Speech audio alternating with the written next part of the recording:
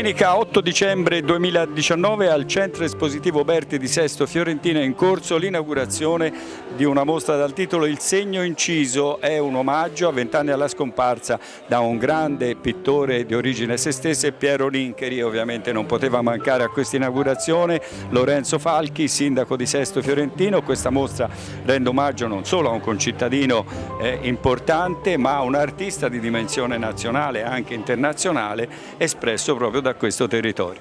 Una bellissima soddisfazione. A 20 anni dalla scomparsa di Piero Nincheri era giusto che la nostra città, la nostra comunità desse risalto all'opera di un artista sestese, ma che si è fatto conoscere ben al di là dei confini della nostra città. Un artista di grandissime capacità. La mostra è davvero molto bella. Un ringraziamento a chi l'ha curata, a chi l'ha voluta, alla soffitta e a tutti i soggetti che hanno collaborato in questa bellissima esposizione, dove davvero si apprezza appieno l'arte e il sentimento, la passione che Piero Nincheri metteva nella sua opera. Davvero una grandissima occasione di cui tutta la nostra comunità deve e può essere orgogliosa. Anche l'ennesima grande mostra promossa al Centro Espositivo Berti dalla Soffitta è accompagnata da un prezioso e importante catalogo, e non poteva non pubblicarlo se non Mauro Pagliai per l'edizione Polistampa che ha accompagnato questa serie ininterrotta di grandi mostre. Ricordiamo Sigfrido Bartolini, Spadolini, Max Klinger. Perfetto, sì. Allora, io devo ringraziare Francesco Mariani, con il quale abbiamo stabilito veramente un rapporto di collaborazione e anche di amicizia, per cui anche questo catalogo di Piero Nincheri a 20 anni dalla morte ha ricorso a Polistampa e ben volentieri abbiamo collaborato anche questa volta. Una piccola curiosità che se ne dovrà accorgere chi visita la mostra: stranamente, per questioni di luce, in questa mostra sono rappresentate le incisioni, cioè le lastre incise. Ecco, si leggono meglio, e qui è il merito del fotografo Alessandro, che ha fatto sì che si leggesse molto meglio la lastra riprodotta nel catalogo che la lastra stessa, e questo mi ha dato tanta soddisfazione, perché come sempre io passo a vedere le mostre dove io ho pubblicato il catalogo per controllare la qualità e il risultato della mia stampa nei confronti delle opere. In questo caso sono veramente soddisfatto proprio per il motivo che ho appena detto. Il caso ha voluto che proprio in questo momento alle nostre spalle, alle spalle mie di Mauro Pagliai, apparisse Alessandro Maier, che stamani ovviamente è impegnato a fotografare l'evento, sì, certo. Però non lo sai, ma lo vedrai poi nel servizio certo. televisivo. Mauro Pagliai ti ha fatto pubblicamente gli elogi per come sei riuscito a rendere le lastre incise di Piero Nincheri. Effettivamente è stato un lavoro molto difficile, perché la lastra, come sai, ci sono luci, riflessi, incisioni. L'esperienza un po' ce l'ho, mi ha giocato un po' a mio favore, ma però ecco, tutto questo è andato per il meglio, no? Si vede molto bene sul catalogo, anzi ringrazio Pagliai di avermi citato espressamente con te, ma insomma sono molto felice. Nuovamente ho fatto un'altra opera d'arte nell'opera d'arte, quindi spero chi vedrà il catalogo sia veramente soddisfatto anche per l'immagine, insomma. Non poteva mancare a questo vernissaggio il professor Gianni Pozzi, docente dell'Accademia di Belle Arti di Firenze, sestese, grande critico e storico dell'arte, grande amico e stimatore di Piero Nincheri. Ti faccio solo una domanda: chi era Piero? Non è facile risponderti. Quando io ho conosciuto Piero, io ero un ragazzo di 18 anni, lui aveva 10 anni più di me, quindi ne aveva 28, quindi lui era già un uomo adulto, già un professionista, già un pittore con alcune mostre a suo attivo, uno studio, quindi per me, come per altri ragazzini, era veramente il primo pittore che conoscevamo un po' da vicino, ecco, Per cui Piero noi l'abbiamo frequentato per molto tempo, poi siamo cresciuti insieme fino alla sua scomparsa 20 anni fa, quando io mi occupai di quella mostra al Museo Marino Marini, che fu la mostra che dette un po' l'avvio a questa rivalutazione, a questa riconsiderazione del lavoro di Piero, che viene fatta adesso dall'associazione, da Francesco Mariani in primo luogo, viene portato avanti questo continuo ripensamento sul lavoro di Piero. Sulla mostra qua non so che dire, la sto vedendo adesso. Questa mostra possiamo dire è un primo passo per la storicizzazione di Piero. È già uno dei tanti passi, ce ne sono già state tante, se guardate i cataloghi che ci sono lì ce ne sono tantissimi. La mostra al Museo Marini è del 2000 mi pare e da allora ce ne sono state almeno 5 o 6, ripresentando di volta in volta le incisioni o i disegni oppure un tema o un argomento specifico. Quindi direi la storicizzazione va avanti, ma la storicizzazione vuol dire anche un po' imbalsamazione e in questo caso non è imbalsamazione, è anzi mantenerlo vivo con interventi sempre diversi. Per cui ecco le due giovani storiche dell'arte che intervengono, i performer che fanno la performance, secondo me è segno della vitalità di un artista. Elisa Fontanelli e Alessia Nardi sono le due giovani curatrici della mostra. Poco fa, di fronte a un foltissimo pubblico, alla presenza del sindaco di Sesto Fiorentino, hanno brillantemente presentato questa mostra che altrettanto brillantemente hanno curato. Sì, grazie a tutti. Noi abbiamo presentato questa mostra oggi 8 dicembre e la volontà era appunto quella di dare una immagine nuova di Piero attraverso la presentazione delle lastre incisorie affiancate a una serie molto folta di fotografie. Cerchiamo di voler raccontare le volontà più intime dell'artista. Infatti, per coloro che verranno a visitare la mostra potrà essere abbastanza immediato vedere come la fotografia non necessariamente era un bozzetto o una parte preparatoria dell'opera, bensì una parte stessa, e attraverso appunto l'utilizzo di medium diversi, dall'incisione alla fotografia alla pittura, di cui lui è ovviamente maestro, ci permette di indagare quello che sono il suo animo, no? Anche tormentato per la propria necessità di esprimersi in un momento anche storico molto complicato per lui. Grazie Elisa. Questa mostra va ad aggiungersi come un tassello in un prezioso mosaico di una serie di iniziative ed eventi già organizzati per mettere in luce e divulgare l'opera di Piero Nincheri, grazie anche all'Associazione per la divulgazione dell'opera di Piero Nincheri, il cui fautore è proprio Francesco Mariani, principale anima e guida di questo progetto nato per valorizzare e conservare e divulgare l'opera del nostro autore. Come si è detto, abbiamo voluto inserire un aspetto inedito questa volta, l'aspetto della produzione delle acqueforti.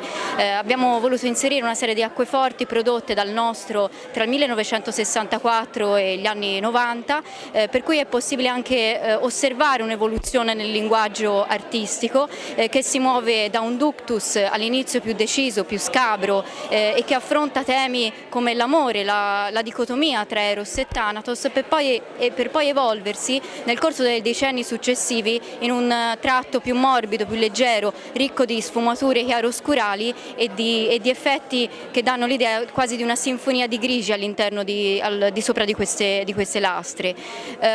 Questa mostra vede al suo interno anche la presenza del torchio utilizzato dall'artista, da cui uscirono decine di prove di stati.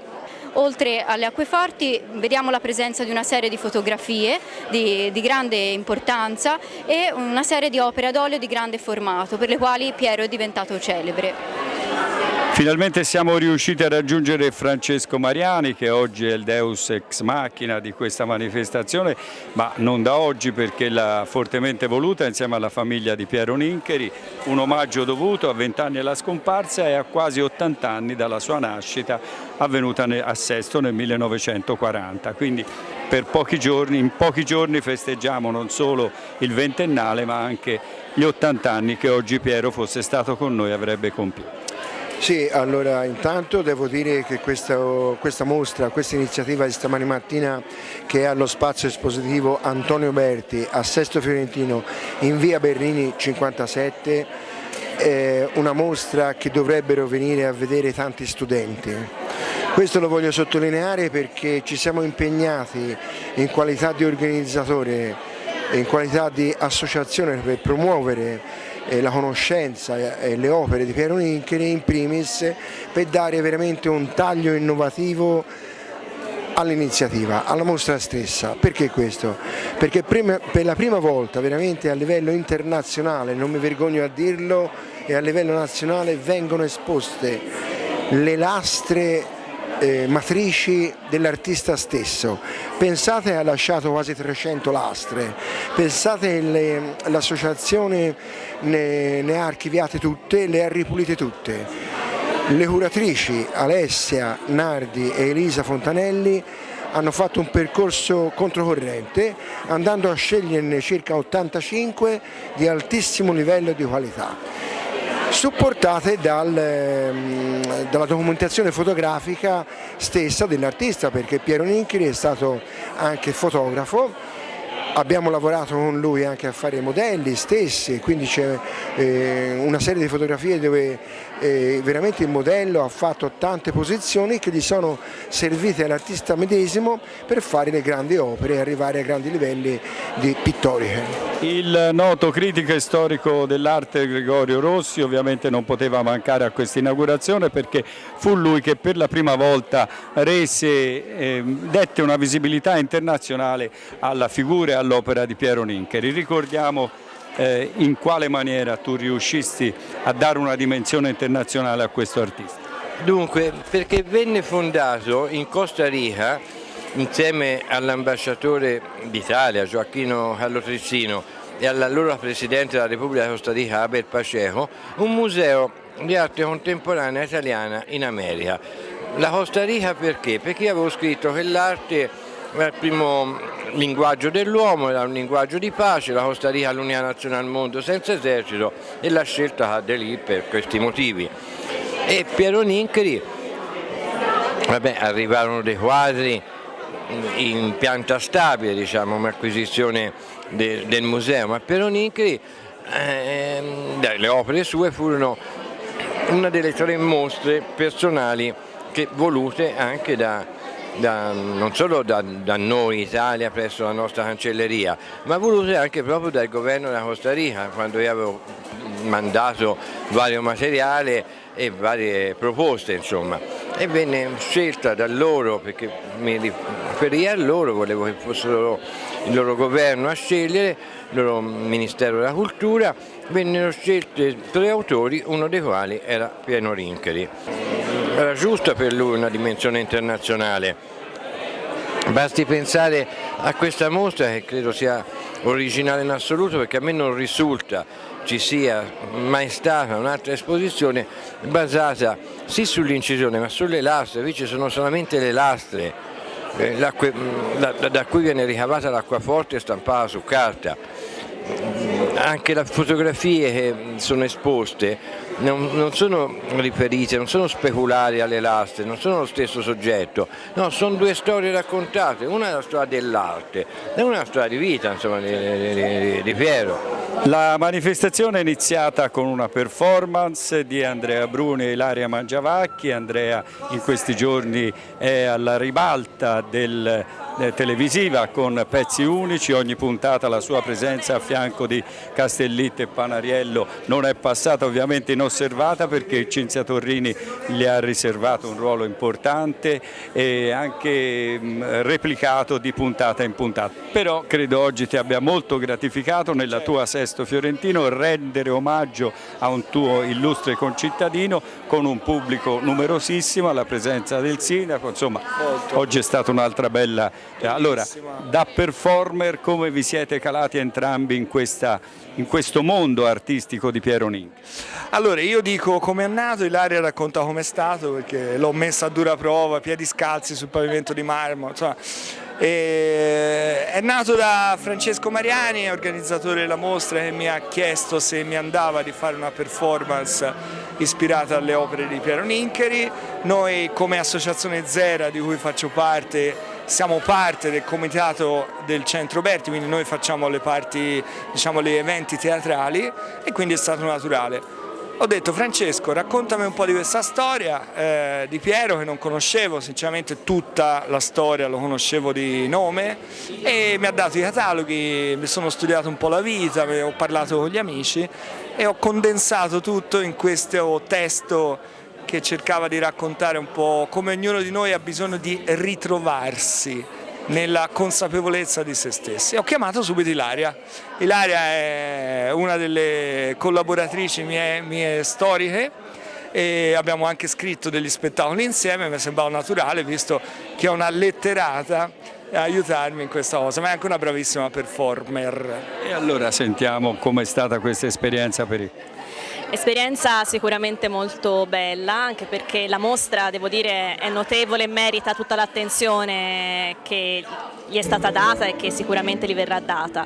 Per quanto riguarda la costruzione della messa in scena, l'idea era di calarsi in due anime diverse di Piero, quindi da una parte la terra che poteva appunto essere rappresentata da Andrea, dall'altra invece le mie forme più fluide, più morbide, che potrebbero anche richiamare quella sua ricerca della forma, del movimento, i corpi efebici, androgini anche, quindi l'idea era appunto questa, ricongiungersi insieme in uno spazio dedicato completamente a lui e far risaltare queste due anime.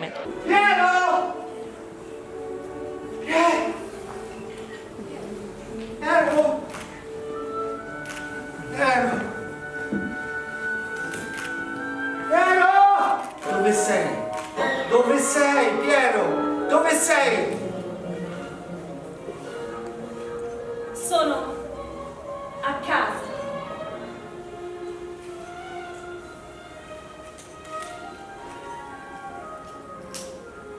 Sono a casa.